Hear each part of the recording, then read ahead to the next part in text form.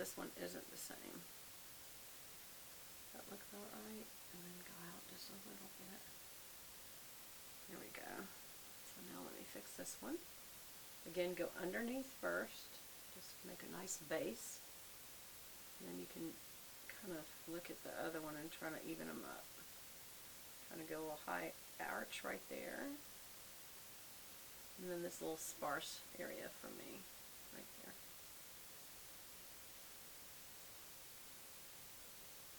There we go. And then you kind of backfill a little through here, so it's the same colors. Running through your hairs. It's going to come up a little more. This one's lower, so I always have to doctor it a little more. I think that's about right there. Whoops, some boo-boo there. Okay, that looks about right. And then sometimes you can go back through with this and comb, but when you do, you will lose some color. So you might do that as a means, like, see how straight a line that is? I'm going to go ahead and brush this up to kind of even what I've put on. And then also over here, when I go out like that, do you notice how that kind of blends that out a little so it doesn't look so much like straight lines, you know? It looks a little more natural right there. So wherever you have lines, if you brush through it a little bit, it kind of disseminates the line a little bit. And that looks a little more natural. Of course, you're putting makeup on, so it looks like makeup. It's not meant to look completely natural, and that's okay. I am going to use some mascara. I'm not going to use waterproof today, so I'm going to use this Sassy by Savannah Chrisley is what I have.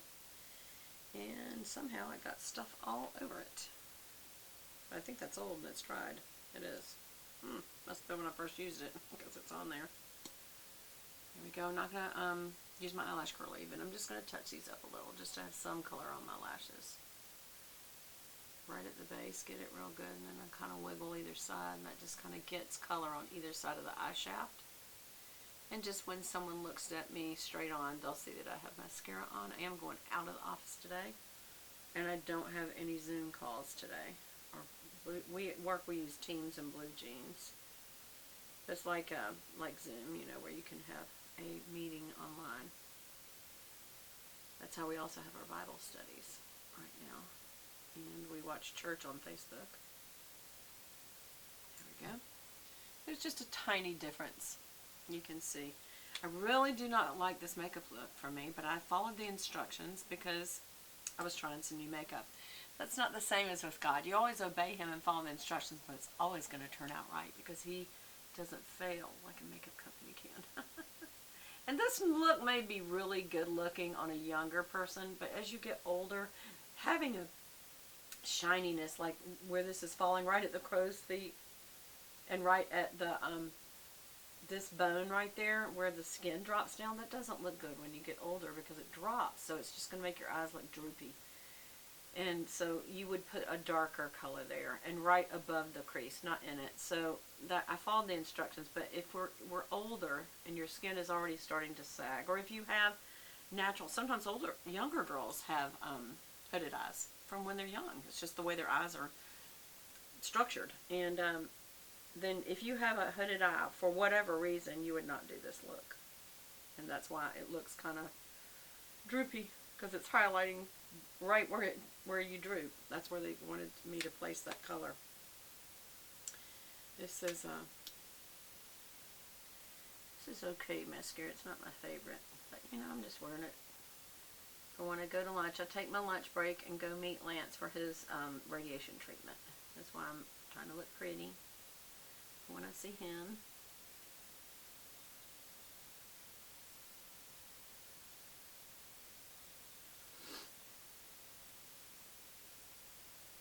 There we go.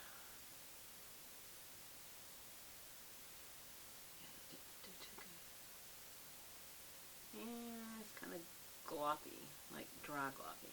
I'm not crazy about this mascara. Should have probably used the Thrive. I do like Thrive for a non-waterproof. It's a really good one.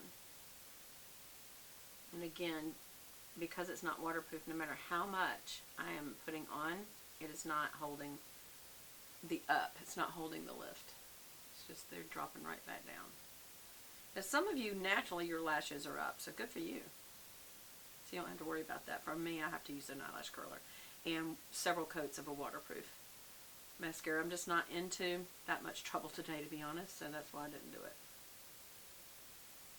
This will look nice enough. It'll look like I went to the trouble to put some mascara on, but it just won't be a lot of it. Or it won't look like it has the lift I would normally have from using waterproof and an eyelash curler. But at least I have some on, and that looks nice. There.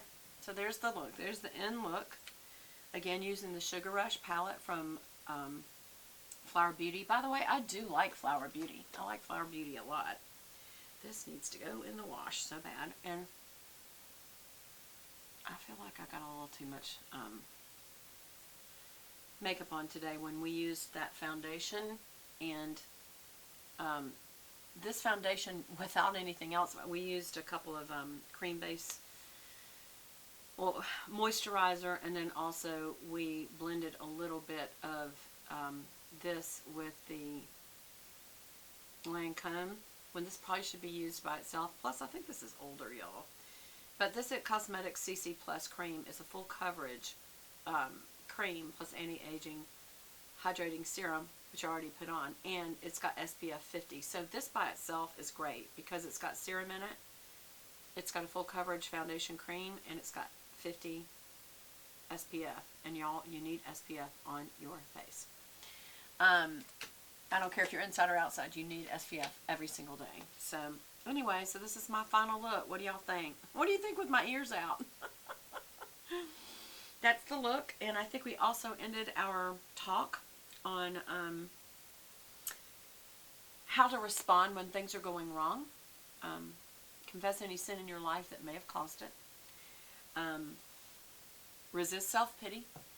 Instead, ask God who you might help that may have suffering in their life. Accept help from the body of believers to help you kind of stay on track and not get into self-pity and that downward spiral. And trust God that there is purpose in what you're going through. And recognize that we are in a sinful world. And there's both good and evil, and they'll suffer together. And but for the Christian, our suffering has an end, and we can trust God in that. And so ultimately, instead of turning inward with your pain, turn to God and praise Him. And focus on Him, not yourself or your problem. Focus on Him. And wait patiently and trusting Him to the end of that problem. And there will be an end to it. And so we're going to seal the deal with the Flower Seal the Deal. This is also from them. It's a luminizing setting spray, so it's water. Even though that's all it is, it's not aerosol, I am still going to be careful because there's a flame back there, so I'm going to turn this way instead of have it go that way. And I'm just going to do a couple of ones straight down and then one across. And what this basically does is it's wet. And so it's got a luminizer. You can see my face looks a little shinier. Even when this dry, it will still have that luminizer in it. But it does wet down everything, is how setting sprays work. And so for any powder, any creams, it kind of makes it all meld together with the heat of your face. And so it gives kind of a more finished look, an evened out look, if you will.